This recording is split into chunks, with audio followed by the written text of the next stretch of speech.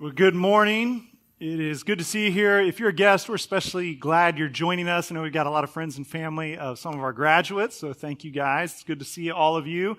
Before we get started, I want to introduce someone to you. If you've been around Christian Chapel a while, you probably did not recognize someone this morning, or you recognize that you did not recognize him, and now you're wondering who that was. That is Alex Haygood. Alex, if you'll stand up, say hi. Alex is our new summer intern. Alex, so many of you know we have a worship internship program that runs during the school year. During the summer, we have a more full pastoral ministry internship program. So our interns, including Ben and Titus and Blake, finished up their time, and they're going different places, and Alex is jumping in for the summer. We're excited to have you. Alex finished his sophomore year at ORU. He's from Kansas City, Missouri, and so you'll get a chance to meet him and talk with him this summer. He'll be serving with the worship team and then all the different kids, youth activities, camps, pretty much whatever we do, Alex will be there. So we're excited to get to spend time with him. This morning, we are about halfway through a series of messages that we started right after Easter Sunday this year, and we've called it Don't Settle. And what we're doing is exploring how Jesus has come to bring us this just expansive, free experience of life. But we all face a temptation to settle for less than what he offers to us. And so the idea for this comes from John chapter 10, verse 10, where Jesus says, "The thief comes only to steal and kill and destroy. I have come that they may have life and have it to the full." So what we've been talking about is how we all face this temptation in life to settle for just a halfway experience of God's grace, a halfway experience of his power, for being better than we used to be, better than those around us, and just kind of settling in that space. What I want to talk to you about this morning is this temptation we face to settle for a life where we have a divided heart, where we follow Jesus partially or in some areas, and then in other areas we follow ourselves and kind of do what we want to do. Yogi Berra, I don't know if many of you are familiar with that name. If you're a baseball fan, you probably are. If you're a fan of ridiculous sayings, you probably are as well. But Yogi Berra was a Yankees catcher way back, amazing on the field, but honestly now he's probably more famous for some of the things he said, called yogiisms, than he is for what he actually accomplished. One of Yogi Berra's famous statements was, "When you come to a fork in the road, take it." Which is one of those, and these are things with all of his sayings. And yeah, some of you are like, oh, yeah. See, and that's the thing with his statements of on the surface, they sound wise. And then when you dig a little deeper, it's like, that's actually ignorant and ridiculous. And yet, his approach to a fork in the road, just take it, is the approach many of us take in our faith. Jesus comes, and he tells us in John 10:10, because there are two paths for our life. There is a path defined by his presence, his leading, his guiding that leads to life to the full. And there is a path that the enemy will lead you on where he will steal and kill and destroy. So Jesus says, I've come to get you off of this path and get you onto this path. And the temptation some of us face is to say, yes, I want that path that's led by Jesus, except for certain areas where I want to lead myself. Right? And so eventually in life, you're going to get to this point where you have to choose between the two. You can't straddle that fence forever. I don't know, maybe you're have been a water skier or a snow skier. When you're first learning to water ski, the experience a lot of people have is they're sitting down, they're bobbing in the water, and they get up. And as the boat pulls them, almost every beginner skier has this experience where their skis start to go different directions. Right? Anybody ever had that? You right? And the people in the boat are laughing at you. And they're telling you, keep trying, mostly so they can see you keep doing this. But here's what we all know. When you're that skier, you can only go for a little bit with your legs going in opposite directions, right? Now, if you're Pastor Cameron, you can go for a little while longer. Like, maybe you're touching the shore on both sides and then just drop the rope and stand up. But for the rest of us, there comes a point where we're split too far and we go down. In Matthew chapter 25, Jesus tells a series of stories that are intended to prepare us for this idea of, hey, you have to make a choice every day, and the choices you make every day affect how you will live forever. And the underlying issue Jesus is addressing in Matthew 25 is he's trying to teach the disciples, I'm here with you now, but I'm going to go away. and then I'm going to return. And you're going to live in this land in between my first coming and my second coming. And as you live in that space, which is the space you and I live in today, as we live in this land in between the first coming of Christ and the second coming of Christ, we are experiencing His goodness, we're experiencing His power, we're experiencing His presence, and yet we will be tempted because of His absence, because we feel like maybe He's delayed or He's not coming back, to at some point decide, well, if He's not here, I'm just going to do what I want. And we'll try to navigate this divided heart, this divided life, but it won't work. And so what Jesus is teaching us, we're going to look at a portion of this, Matthew 25, verses 14 through 30, where he tells a story to basically help us understand, I've given you talents, I've given you abilities, I've given you gifts, and so now I want you to be faithful with them because I will return. And when I return, the life you have lived by the power of my Spirit can be congruent with the life you're going to continue to live when my new kingdom is established. So Matthew 25, he tells a story of a wealthy businessman, a landowner, who's going to go away on a long trip. Now, in the story, Jesus is the landowner, right? The landowner represents Jesus, and he calls his servants who represent you and me. And so the landowner calls his servants I'm going to say Land Rover for some reason the whole day. Land Rover calls the landowner calls his servants together. And it says that he gives each of them gifts according to their own abilities. So to the first one, he gives 5 bags of gold. To the second one, he gives 2 bags of gold. And to the third one, he gives 1 bag of gold. And then he goes on his way. And in his absence, the servants are responsible for these resources he's given to them. And so the first servant who's been given the 5 bags, he puts them to work and he earns 5 more. The second servant who's been given 2 bags puts them to work and earns 2 more. And the last servant who's been given 1 bag goes and digs a hole in the ground, puts the gold in there, covers it up, and then goes along doing whatever he wants with his life. Well, the master eventually returns from his journey, and when he comes back, it is performance review time for the servants. And so the first and second servant come to him and they say, Master, look, we took what you gave us and we increased it. We went from 5 to 10. We went from 2 to 4. And to both of them, Jesus says, well done, good and faithful servant. You have been faithful with a few things. I will put you in charge of many things. Come and share in your master's happiness. And so they're rewarded, they're celebrated, and then the third servant comes, and he, before he presents his bag to the master, he makes his excuses. I know you're a hard man, master. I know that you require accountability for our actions. I know that you have a reputation at times of even harvesting in fields where you haven't planted them because somehow they've come into your possession.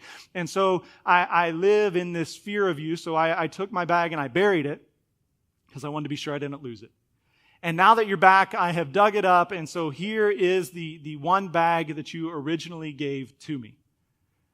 Now, what's really interesting to me is, again, Jesus tells this story. He's the master. We are the servants. And so I would expect Jesus to say to the servant, that's okay, buddy. We'll get him next time. You didn't quite do what I thought you would do. You didn't quite do what I wanted you to do. And yet the master's response to the servant is much more direct than that. He says, you wicked, lazy servant. You should have put my money on deposit with the bankers so that when I returned, I would have received it back with interest. Take the bag of gold from him and give it to the one who has 10 bags. See, the master he's not offended by the lack of results as much as he is by the complete lack of effort.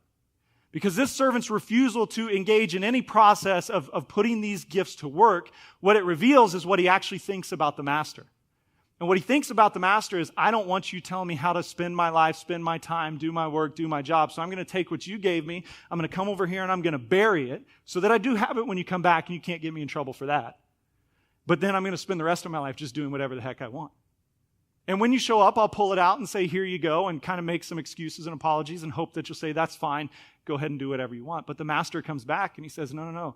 This was not motivated by fear. This was motivated by your wicked heart, by your lazy heart, by your desire to not live under my rule and my reign, to not live in a way that you're held accountable to me. And so you don't get to keep the gifts I've given to you. Instead, give them back to me, and I'm going to allow you what you clearly desire. You can leave my presence.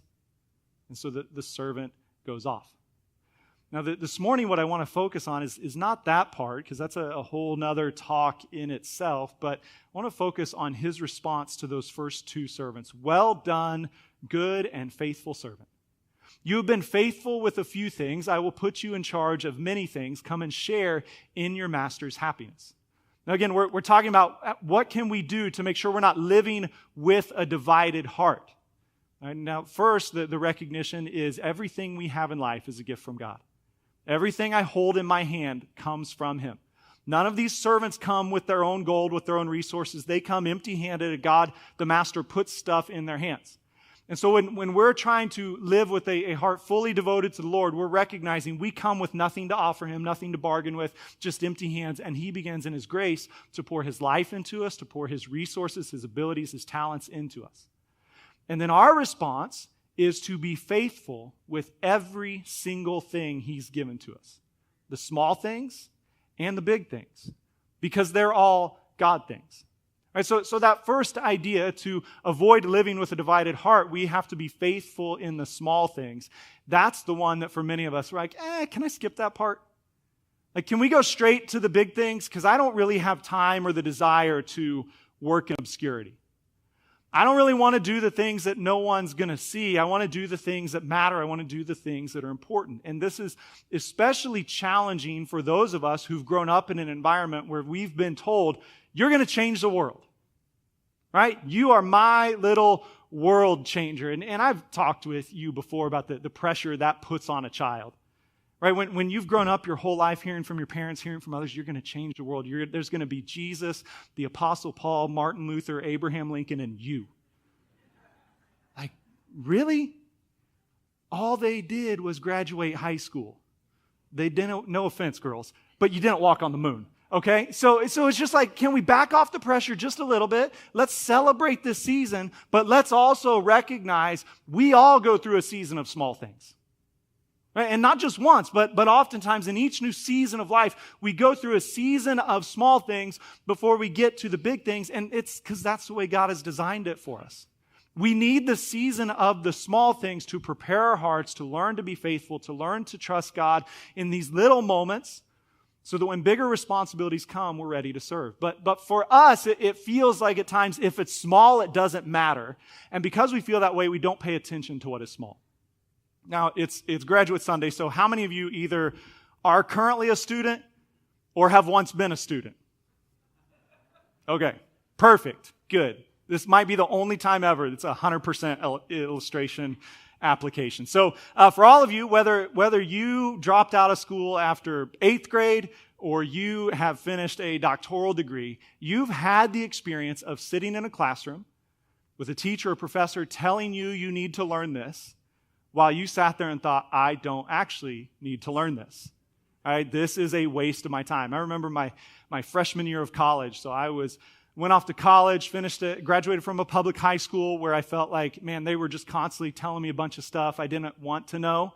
And so, my response was always like, I'm going to go be a theology major. I don't need geometry. And I used that as often as I could, and I'm sure my teachers were glad when I graduated. But so I'm sitting in my freshman year just thankful that I'm finally in a space where I get to pick my classes that fit my major. And apparently I wasn't prepared enough for college because I didn't know before I could get into my theology classes, I had to take psychology and freshman comp and Western Civ and all of these other, just general ed type classes.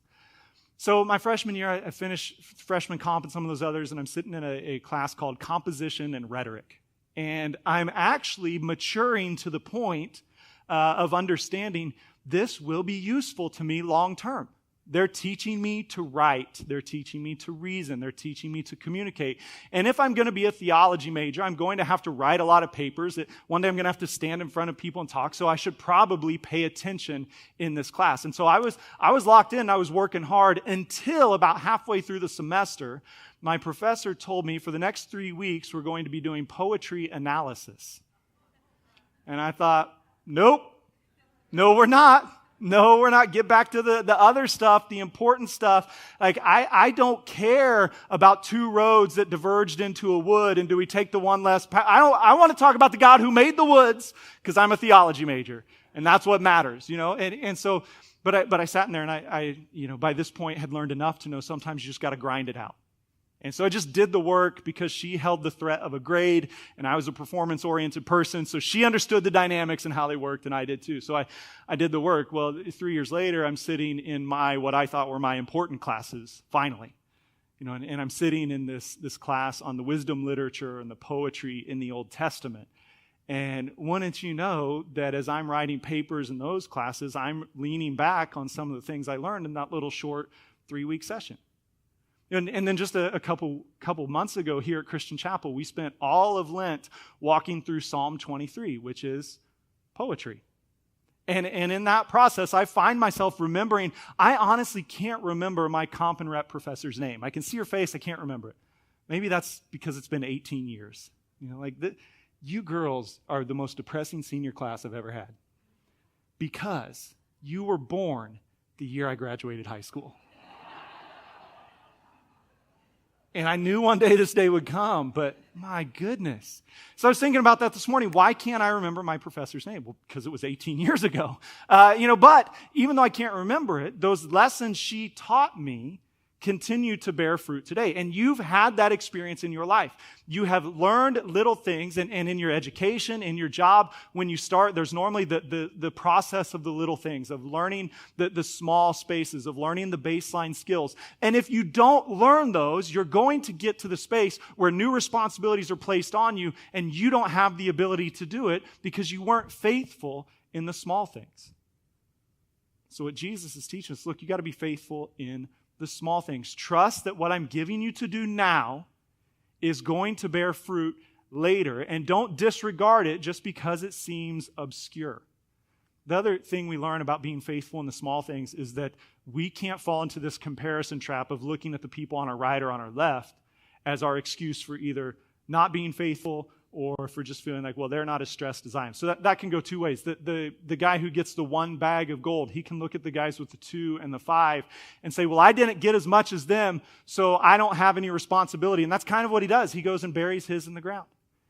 And you and I can do that at times too. We look at our friends, we look at family members who have more success, who have more responsibility, and we think, well, yeah, if I was in their space, then I would take this seriously. But I'm not, so I'm just going to kind of dork around and do what I want. But that's not being faithful in the small things, which God is calling us to. The other side of that is when God has maybe given you a little more, and you look to the person on your right or your left, and you think, man, I wish I had their life. I wish I had the level of responsibility they have. I wish I could just clock in, clock out, go home, not worry about it. I wish no one knew my name, knew my number, knew where I live, never bothered me. I just want to be there. And God's response to all of us in all of these small things is, don't worry about what's in his hands. Don't worry about what's in her hands. Just be faithful with what is in your hands. And as you're faithful in the small things, this lesson Jesus teaches us will become the reality of your life. You're faithful with a few things. Now come, and I will put you in charge of many things. Again, this is where we have to pay attention. The way we read this as upper middle class Americans is typically to move from small things to big things means I have a more important job, I have more money, I have more power, I probably have a bigger house, bigger car, and I have more vacation, and life's going to get a little bit easier because I'm a little closer to the top of the pyramid. Right, but that is not at all what Jesus is teaching us. If you notice here, what is the reward for the servants who have worked hard? It's more work. Right? Hey, good job. You've been faithful with the little things. Come here. I got a really big job waiting for you. Like, what? Wait, where's my vacation? Where's my retirement? Where's my gold watch? I want to cruise. I want a beachside condo. I want to sit on, I made you 10 bags of gold. Can I get 2 of them to sit on for my throne? Like, just come on. Just give me some space here. And Jesus' response is, hey, you're faithful with a little. Great. Come on. Now let's be faithful with more. And the lesson he's teaching us is that a life of following Jesus is one of constant stewardship. You never graduate, you never retire from following Jesus. And so whether you see the things as big things or small things, there's always going to be things. And God's put them in your hands. He's put them in your heart. He's put those relationships around you. And He's asking you now to be faithful with them. And we never get the option of just saying, I think I'm good. I think I've done enough. I think I've achieved enough. I think I've climbed high enough, or maybe I've sunk low enough. I'm just good. I'm going to move on from here. You see, the reason Jesus takes us from small things to big things is so that we will continually lean into His power, lean into His presence. His intention is not that we get to the point where we feel like, you know what, I got it from here. I've kind of mastered this marriage thing. I've mastered this parenting thing. I've mastered this work thing. And I know where I fit in my family, and I know where I fit in my friends. And now I think I'm just going to put it on cruise control for the rest of my life. When we find ourselves in those seasons, God's response is often to say, here's a valley or here's a mountain. But either way, you're going to learn to trust me. Either way, you're going to learn to rely on me. And so He gives us these bigger things, not so that we can sit up and look down on others and be so proud of ourselves, but God gives us bigger things so we can trust Him in bigger ways. When I was in college, I had this great group of friends, and I've kept in touch with a couple of them over the years. And several of my buddies are doing what I do. They're married, they've got kids, and they're pastoring churches. And a couple years ago, before I had transitioned into this lead pastor role at Christian Chapel, a couple of them were a few years ahead of me. So they'd planted churches, or they had been selected to be senior pastors of different churches. And so we would talk on the phone, and they would just tell me about some of the opportunities they had as leaders of churches. And honestly, I would sit here when I was working as a youth pastor, co-pastor, and think, man, that's awesome. I hope I get that chance. I can't wait for that day. That sounds like so much fun. It sounds so exhilarating. And then we went through our process here, and that happened. And I became the lead pastor, and I called one of my buddies, Chris, who lives in Nebraska, and I was telling him about it. He'd kind of walked with me through this whole process. And I said, was just asking, what advice do you have for me? Just in these first couple months, what advice do you have? Because, man, I felt like here's where I am. I was faithful in the small things, and now God has given me a bigger thing. And I recognized this was a bigger thing that was beyond my natural abilities. And my friend Chris, he said, you just got to take time every day and remind yourself, you asked God for this. I said, what do you mean? He said, there are going to come times, coming months and years, where it's going to be fun, it's going to be exhilarating, your heart's going to come alive. And then there are going to be times where you're tired, you're stressed, you're challenged, you are stretched beyond your ability, you are thrust into situations you got no interest in being a part of. And he said, in those moments, you're going to long for the days you were the youth pastor. But remember, you asked God for this. And so I thought about that and kind of said, thanks for the encouragement. Like, you're such a bad friend. Like, dude, I'm calling somebody else to get some encouragement now. But he and I have talked over the years, and we have those talks often of, man, this is not fun. Why did we ever pray for this? Why did we ever ask God for this?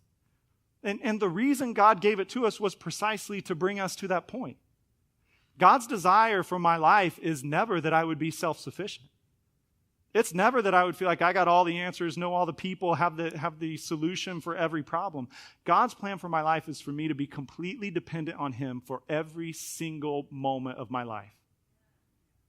And the same is for you. And so when He gives you these big things, sometimes they may feel like they're going to crush you, but they won't. As you're faithful, God's Spirit will rise up inside of you. His wisdom will be made available to you, and He will lead you through on a path that leads to life. He will bring life to the full. So one of the things I love most about the stories that Jesus tells us is you can often look back into the Old Testament, and you can do character studies, you can read the historical accounts of Israel, and you can find examples that prove the points Jesus makes in the New Testament. Right? And so when we're thinking of this idea, the life of David really exemplifies this idea of being faithful in the small things and being faithful in the big things. And ultimately what Jesus is teaching us, and what we'll see David's life proving to us in just a moment, is this idea. That small things are big things, and big things are small things, because all things are God's things. And I know that might sound a little Dr. Seussian to you, but let's just take a moment and think about this, because it's rooted in the Scriptures. We're going to see it in David's life. So small things are big things. Right? Now our common response to small things is it's little and it doesn't matter. But you know, if you've lived very long, that you can look back on the course of your life, and with the benefit of hindsight, the wisdom of age, you can see that what you thought were very small and insignificant decisions turned into massively important moments of your life. So you were a sophomore in college, and they scheduled you for a 7:50 a.m. class. And you, clearly recognize this is not going to work for me. And so out of a purely selfish desire to sleep more, you change to a 9 a.m., a 10 a.m. class. And the first day you walk into that class, it was as if heaven itself shone the light down on that girl. Right? And your small little decision of I want to sleep more turns into the space God uses to show you your spouse. I've had this experience before. If somebody gives me a book, and man, I get books all the time, and I read a lot of them, but sometimes I open it and God uses that book. I remember several years ago reading a book by Miroslav Volf called Free of Charge. It was about forgiveness, and somebody had given that to me, and I started to read it, and God went to work in my heart in a way that brought healing to wounds that were 15 years old, but just as fresh then as they were the day they occurred. I never knew that when I'm just flipping the pages of a book. To me, it's just another one of the dozens that I'm going to read that year, and yet that small decision has lifelong consequences. And if you have time in your home groups tonight, you can have these conversations with each other of what were those little things that you thought were so inconsequential, but they change the trajectory of your life. See, here's the thing. When we believe God is over all, He's above all, He's in all, then it means every moment drips with eternal significance. And there's no such thing as a small thing when God is at work in all of it. It also means that big things are small things. You've probably had this experience as well, where you're in a season of life and you think, this is the most important thing I'm ever going to do. And 3 years later, you look back and think, that did not matter at all. Right? Or you've been over here and you thought, nothing is ever going to be as difficult as this moment. When I was a youth pastor, I remember talking to junior hires, and they would just sometimes come in and be like, I can't believe my teacher's making me write a 5-page paper. 5 pages! You can't fill 5 pages with anything. You know, it's like, hey, good luck. Like, follow Stephanie's route. You're going to write a 500-page paper someday. 5 pages is what you do before you've had your first cup of coffee. You know, you have this moment. Some of us, we've been in spaces and we've thought, this is the worst pain I'm ever going to experience in life. Nothing can hurt me as bad as I've been hurt right here. And then sadly, for some of us, we find us in a new season. We think that was nothing compared to this.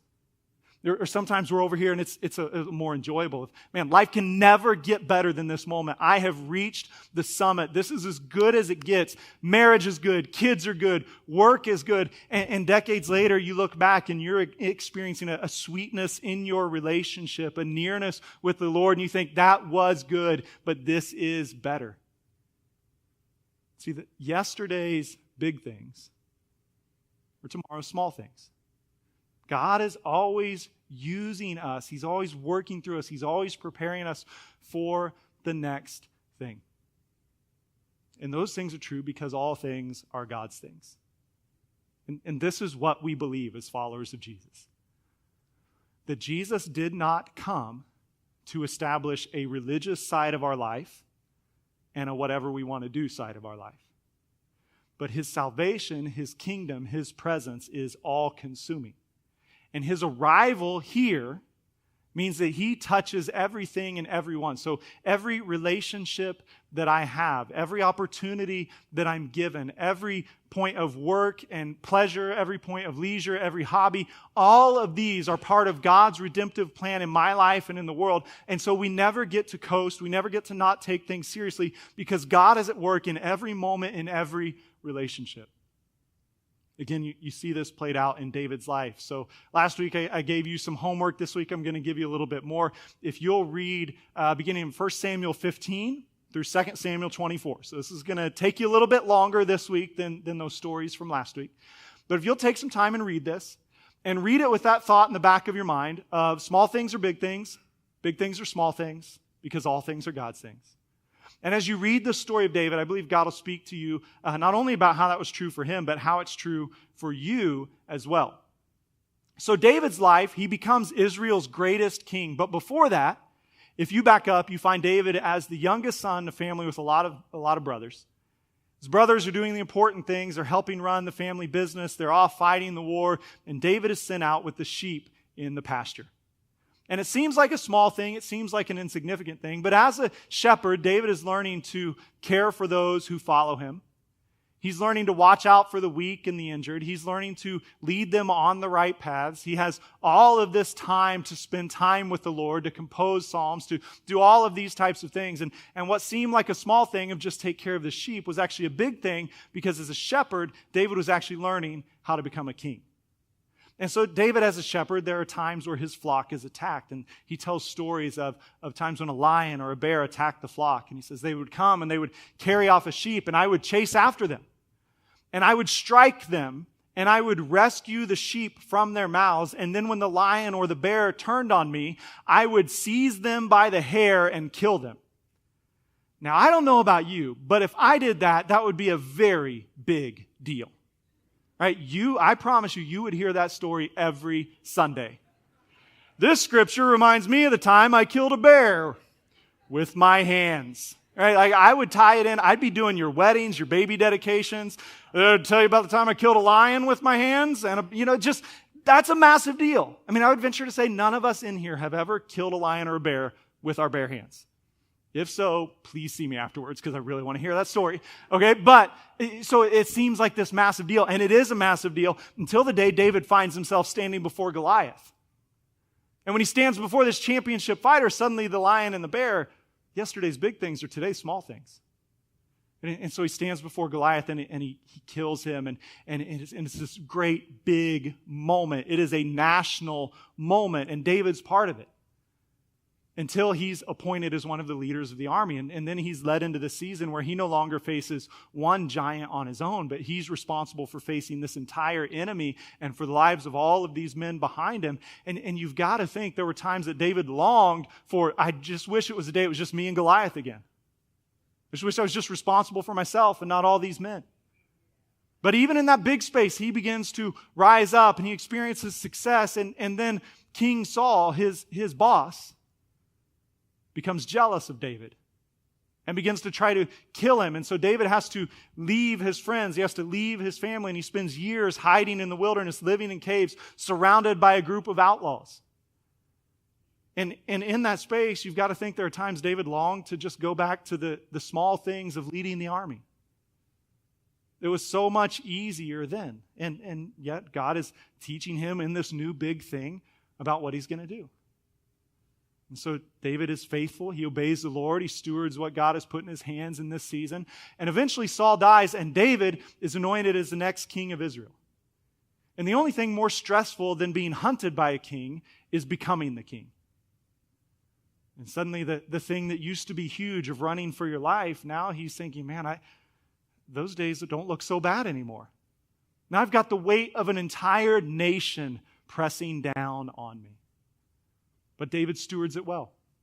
He fights Israel's enemies. He teaches the people to follow the Lord. He builds up the capital. He's doing all these things. And towards the end of his life, the season comes when the kings lead their armies off to war, and David decides, I've done that enough. It's just a small thing. I'll send my men and let them do it, and I'll stay here at the palace. And while he's on the roof of his palace, he looks down. And he sees a woman taking a bath, and he thinks, I'm the king. I can do what I want. This is not a big deal. And so he calls for her. He finds out that she's married. But again, this is a small thing for David. He's the king. He's the man in Israel. He's the Lord's anointed. And this is what kings do. So he has her brought to the palace and he sleeps with her and she becomes pregnant. And there's a whole story there that you'll read as you're reading through the story of David.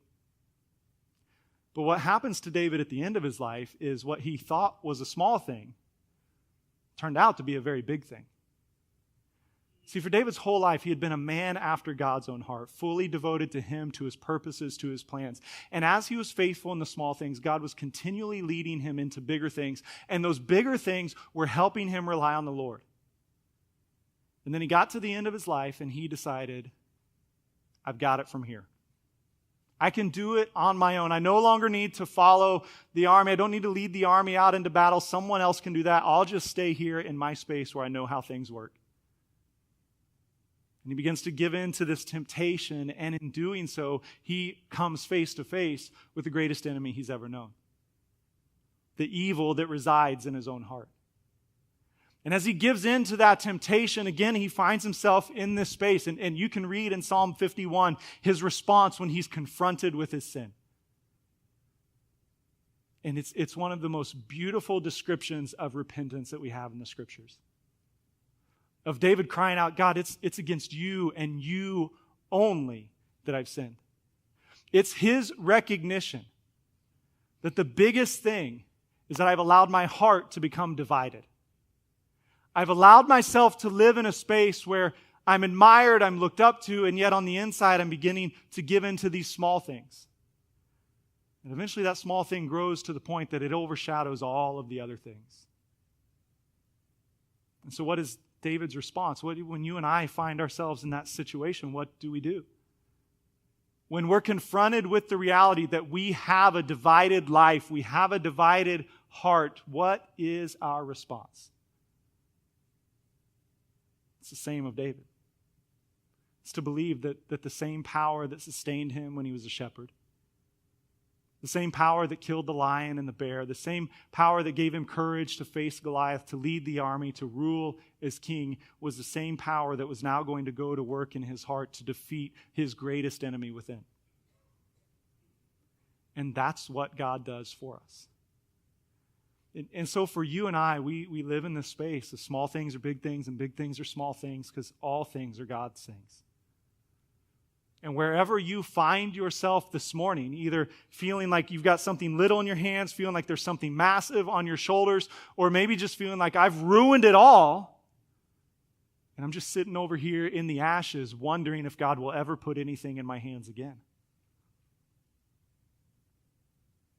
But the clear teaching of Scripture is all things are God's things. In your brokenness, He doesn't turn His back on you. In your sin, He doesn't walk away from you. In your success, He's not particularly impressed by you. But He's the God who's over all, the God who's above all, the God in whom all things have been made and in whom all things hold together. And His word is coming to our lives this morning, declaring, everything in your life belongs to me. So be faithful. Work that job. Love that spouse. Take care of those kids. Earn those grades. Walk through the next door that I'm opening before you. Keep doing the last thing that I revealed to you. Just be faithful. And when you feel as if your faith is faltering, ask for grace, ask for help, ask for my Spirit, and I will pour it out in abundance to you. The ushers are going to come in just a moment and serve us communion. As they do, it's a reminder to us that all we need, Christ has provided. That in every way we lack, He is sufficient. And so I don't know where your heart is this morning. I don't know what you're dealing with. I don't know if you feel like you have a little or a lot on your plate. But I know the Spirit of Christ is here to bring you into new life and to make you able to be faithful in this season and in this moment. If you'll bow your heads, I want to pray with you, and the ushers will come and serve us.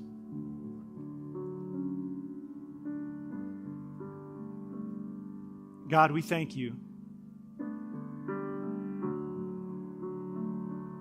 that you love us enough not only to save us, but to bring purpose and meaning to our lives. Thank you, Lord, that it is your presence and your power that makes our ordinary and mundane moments drip with eternal significance. Jesus, I ask that in these moments you would assure each person in this room that you see them and you know them, that you love them and have a plan for them. I ask, Lord, as they hold the bread and the cup in their hands, that it would be a reminder that all they need, you have provided. Jesus, come and speak to us about the life you have opened for each one of us. In your name we pray. Amen. The ushers are going to come and serve us. After we've all been served, I'll come back and we'll receive communion together.